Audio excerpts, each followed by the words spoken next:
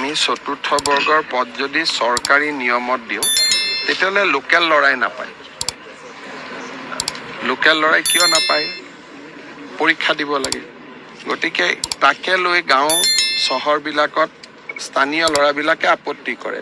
সেইকাৰণে আমি এটা ছিষ্টেম কৰিব খুজিছোঁ য'ত নেকি স্কুলখনৰ প্ৰিন্সিপালকে তাৰ এজন গ্ৰেড 4 এমপ্লয়ী ল'ব পাৰে স্থানীয় জেগাৰ।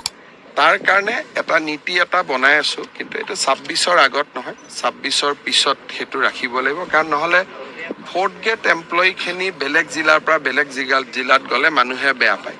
সেইকাৰণে বহুতবিলাক ৰাজ্যত আজিকালি নতুন নতুন কিছুমান নিয়ম কৰিছে, ময়ো এইবাৰ শিকি আহিছোঁ 2-3টা। কিন্তু বিধানসভা নিৰ্বাচনৰ আগত যিহেতু আমাৰ এডভাৰটাইজ হৈয়ে গ'ল, নিযুক্তিয়ে হ'ব গোটেই পষ্টখিনি।